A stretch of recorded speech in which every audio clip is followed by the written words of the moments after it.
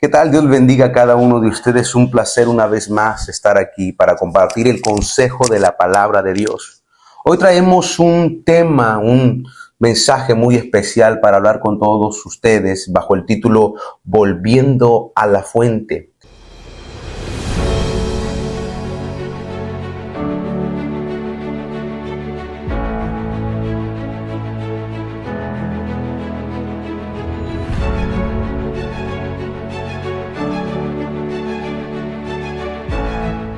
Nuestra referencia bíblica en esta ocasión es Génesis 26:18 y lo cito, dice de la siguiente manera: y volvió a abrir Isaac los pozos de agua que habían abierto en los días de Abraham su padre y que los filisteos habían cegado después de la muerte de Abraham, y los llamó por los nombres que su padre les había llamado. Podemos ver en el versículo 26:1 que hubo una gran hambruna en la tierra. Y debo destacar que esta es una situación muy parecida a la cuestión espiritual del mundo cristiano y más del secular. Pero ahí estaba Isaac, en medio de los filisteos en Gerar, con hambre y sin recursos. Sin embargo, Dios comienza a bendecir a Isaac y lo prospera en todo. Tiene más cosecha y más ganado, se volvió muy poderoso.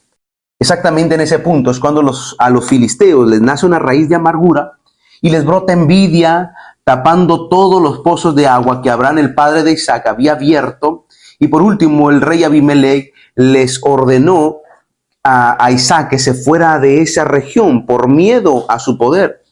No quiero dejar pasar este punto interesante, porque muchas veces cuando Dios comienza a bendecirte o a usarte, siempre habrá gente dispuesta a señalarte, a intimidarte, buscando cerrarte las oportunidades e incluso expulsarte por envidia, por miedo o cualquier otra raíz de amargura que se produzca en sus corazones.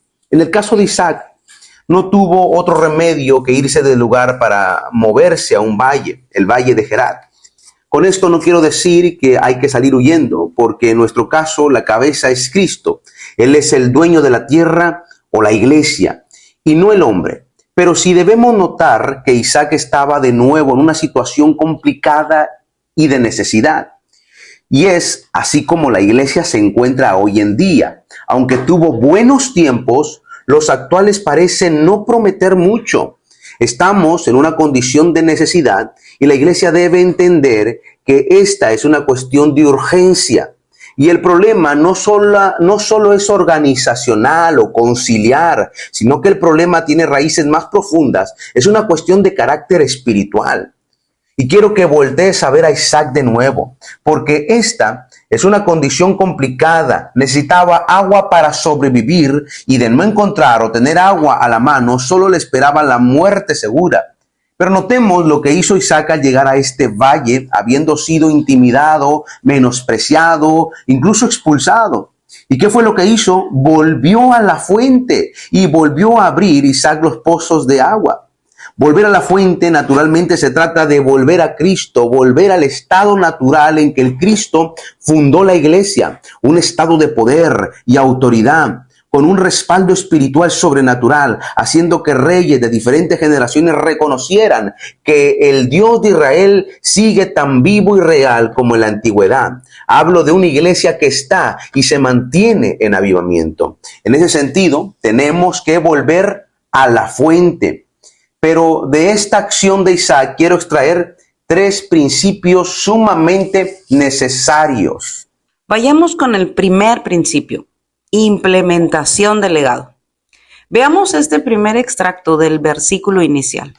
Y volvió a abrir Isaac los pozos de agua que habían abierto en los días de Abraham su padre.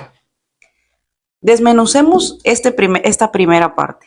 Isaac, al volver a abrir los pozos de agua que su padre Abraham había cavado, implementa y preserva el legado dejado por su progenitor. Este principio nos conduce a pensar en el legado apostólico, quienes manifestaron el poder de Cristo en sus vidas, o en los grandes de la fe, mencionados en Hebreos, por ejemplo, héroes que marcaron la historia por su fe en Dios. Lo que quiero que entiendas es que analizando el pasado, implementes en tu vida presente lo que ellos nos enseñaron. Porque si otros pudieron, ¿no crees tú que también tú puedes hacerlo? Yo podría hablarte de grandes hombres y mujeres de fe más contemporáneos, quienes también demostraron manifestar el poder de Dios. Por ejemplo, Juan Wesley. Tal vez lo has escuchado en alguna ocasión, pero si no, quiero compartirte algo acerca de él. Él fue conocido como el fundador del metodismo. Wesley fue una figura central en el avivamiento que tuvo lugar en Gran Bretaña en el siglo XVIII. Su predicación ferviente y su énfasis en la satisfacción personal influyeron en la transformación espiritual de muchas vidas. Otro más, Charles Finney. Este hombre fue un destacado evangelista y líder del segundo gran despertar en los Estados Unidos durante el siglo XIX. ¿Sabes que sus campañas de avivamiento atrajeron a multitudes y provocaron una renovación espiritual en muchas comunidades? Así es. Otro más, Evan Roberts. Este fue un joven Gales. Fue una figura clave en el avivamiento de Gales, justamente en 1904 a 1905. Su ferviente oración y su enfoque en la oración del Espíritu Santo llevaron a miles de personas a entregarse a Dios durante este movimiento. Y por último, hay un personaje más que quiero compartir contigo. Esta es una mujer, María Ether. Ella fue conocida como la profetisa pentecostal. Ether fue una destacada evangelista y sanadora que tuvo un impacto significativo en el avivamiento pentecostal en los Estados Unidos también, a fines del siglo XIX y a principios del siglo XX. Bueno, ¿qué te puedo decir? Ellos implementaron el legado porque analizaron, porque creyeron y porque volvieron a la fuente. El segundo principio que tenemos que tomar en cuenta para volver a la fuente es perseverancia en la adversidad. Dice la porción del pasaje bíblico, y que los filisteos habían cegado después de la muerte de Abraham, es decir, los pozos que Abraham había abierto, los filisteos los habían cegado por envidia. A pesar de que estos filisteos sellaron todos los pozos de agua, Isaac no tomó una actitud de rendición, y esto es importante, pensando no hay solución, sino que lo intentó de nuevo. Ellos pudieron arremeter contra Isaac, pero aún así él decidió esforzarse en destapar lo que su padre le heredó. Este principio nos debe inspirar a trabajar duro y permanecer firmes en la batalla de la fe, porque esto aún no se acaba, iglesia, mi hermano.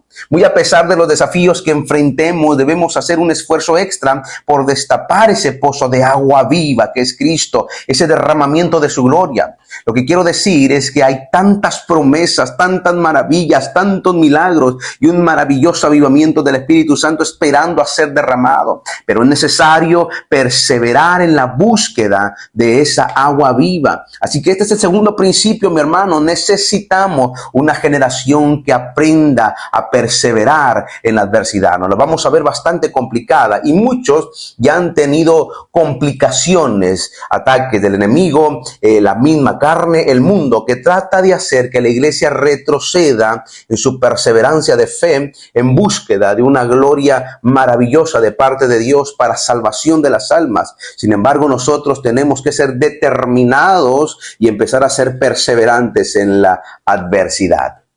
Y bien, llegamos al tercer principio, pero no menos importante: restitución del propósito. El versículo termina diciendo lo siguiente: y los llamó por los nombres que su padre los había llamado. Qué interesante esta última parte. Mira que al restaurar los pozos de agua, Isaac también restituye el propósito original para el cual fueron cavados, pero lo deja aún más en claro al llamarlos por el nombre que su padre les había dado. Es como si Isaac dijera: para esto fueron creados por mi padre, para esto los restauraré. El principio radica en que cuando volvemos a la fuente logramos restaurar el propósito original por el cual Dios nos formó. ¿Sabes algo? Cuando yo voy al libro de los Hechos me puedo dar cuenta de lo que produce o restituye un derramamiento del Espíritu Santo. El libro de Hechos me muestra que inmediatamente después de un derramamiento se produce, número 1, de nuevo para predicar. Número 2, salvación masiva. Número 3, unidad en la iglesia y señales. Y número 4, prodigios y milagros. Así que, queridos hermanos, en medio de la oscuridad y la escasez, Isaac nos muestra un camino de esperanza y renovación al enfrentar la adversidad y la oposición. No se rindió ni se conformó con la desesperanza, sino que buscó una solución en la fuente original de vida, Dios mismo. Hoy, en un mundo lleno de incertidumbre y desafíos, la iglesia enfrenta una gran necesidad de avivamiento espiritual. La historia de Isaac nos recuerda que en tiempos de crisis es cuando más necesitamos volver a la fuente de vida y renovación, que es Cristo. Es en Él donde encontramos poder y autoridad, donde los propósitos divinos son restaurados y donde las promesas de Dios se cumplen. Quiero llevarte a reflexionar en la siguiente pregunta. ¿No anhelas tú también experimentar ese avivamiento? ¿No deseas ver a la iglesia resplandecer con poder y la gloria de Dios, como en los tiempos antiguos?